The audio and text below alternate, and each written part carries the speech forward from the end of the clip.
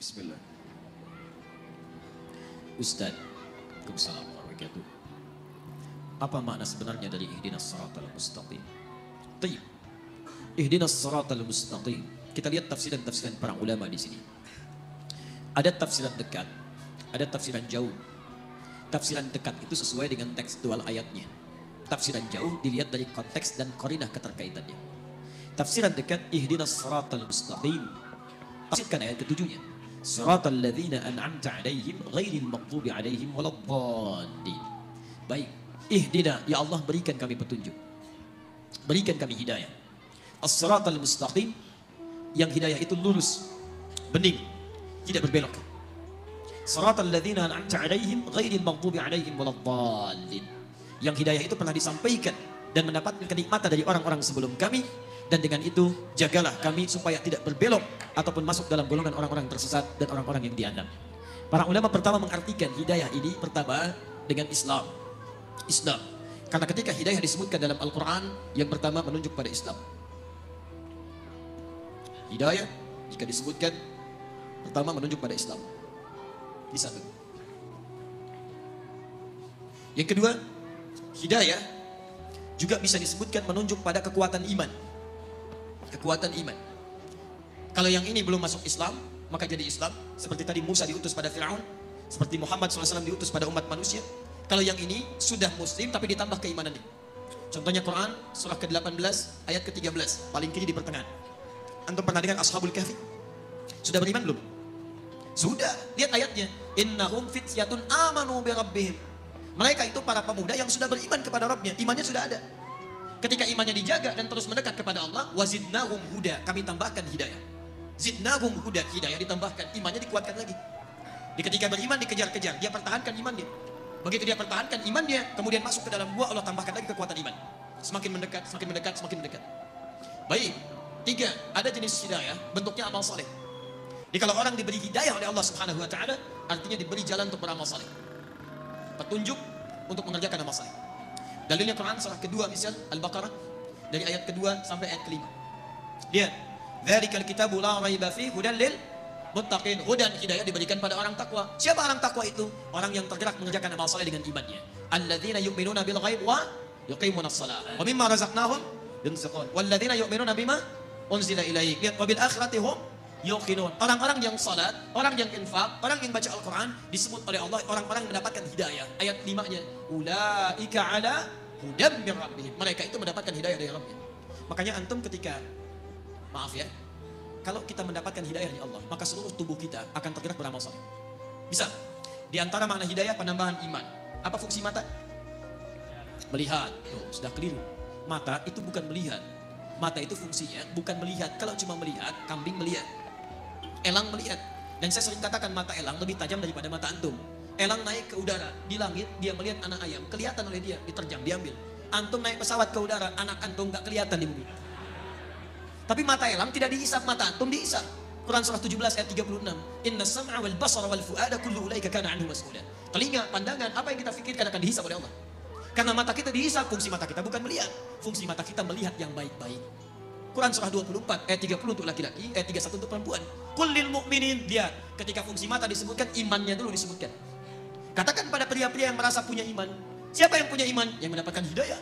Karena bagian dari hidayah adalah memberikan kekuatan iman. Lihat, hidayah masuk lewat mata, iman masuk lewat mata. Ketika iman masuk lewat mata, yaghuddu min absarihim, maka dia akan palingkan dari yang tidak baik menurut Allah. Makanya mata orang yang mendapat hidayah itu ketika melihat yang baik-baik cepat bergerak. Coba lihat, di antara sekian orang yang lewat di jalan, ditampakkan oleh Allah melihat masjid, melihat orang, melihat sekian. Berapa di antara yang melihat itu yang tergerak untuk datang ke masjid? Yang paling aneh begini, antum kerja nih, tiba-tiba di jalan, begitu mau pulang, azan. Begitu lewat kok lewat masjid dan antum lihat orang sholat. Pertanyaan saya, mudah bagi Allah mengarahkan antum ke tempat lain yang tidak melihat orang sholat. Kenapa anda dibawa ke situ melihat orang sholat? Artinya Allah menginginkan anda dapat hidayah lewat mata anda. Itu poinnya. Diberbahagialah kalau anda sering diarahkan pada yang baik-baik. Dulu di Amerika itu ada dua mahasiswa, satu muslim, satu non muslim. Yang muslim sering berdakwah dengan akhlaknya dan dia sering lihat yang baik-baik. Channel One dia putar.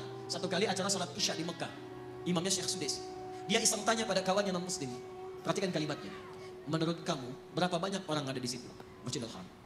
Kata non muslim, saya kira 5.000, 50.000 lah. Kata temannya, di situ setidaknya ada 500.000 sebelum dibongkar. Kata yang muslim, berapa lama waktu dibutuhkan untuk membuat mereka semua rapi seketika? Kata yang non-muslim, saya pikir 3 pekan. 3 pekan. Dia kira dibaliskan sejatuh. Perhatikan kata yang muslim, saya akan tunjukkan pada anda, tidak sampai 5 menit semua baris rapi. Masya Allah. Kata non-muslim ini, saya tidak percaya. Kata yang muslim, diam. Begitu iqamat. Allahu Akbar, Allahu Akbar. Masya Allah. Yang tawaf berhenti semua. Rapi. Belum 1 menit. Sudah bengong. Tunggu. Jangan dulu bengong. Begitu Syekh Sudais memulai. Istawu. Istaqimu. Rapi. Tegak semua. Begitu takbir. Allahu Akbar. Semua takbir seketika. Rapi. Gak sampai 5 menit. Tiba-tiba hidayah masuk lewat mata. Tuh pertama Islam. Dia berkata, perhatikan perkataannya. Tolong tunjukkan pada saya bagaimana caranya masuk Islam. Karena agama ini bukan buatan manusia. Nonton salat Isya dapat hidayah masuk Islam. Yang paling aneh, sudah masuk Islam, diajak salat Isya, gak berangkat. Apa ini? Hidayah masuk lewat mata. Makanya mata orang dapat hidayah, itu lihat yang baik-baik cepat. Yang tidak baik dia palingkan. Lihat handphone, tayangan gak baik, dia palingkan. TV gak ada acara yang gak bagus pindah channel. Majalah gak ada di bawah yang gak baik-baik, yang baik semua. Baik. Makanya kalau antum sering lihat yang baik-baik, yang halal-halal, yang haram, antum gak akan peduli. Seorang suami yang selalu menatap istrinya yang halal, maka matanya tidak akan pernah diarahkan pada yang haram. Demikian pasangan, demikian kehidupan, dan cepat, bahkan istighfar dia. Kalau dia sudah jadi penghuni surga, lisannya cepat istighfar. Quran surah ketiga ayat 133. Wasari'u ila maghfirah. Perhatikan, ada calon penghuni surga seluas langit dan bumi, orang takwa itu cepat beristighfar.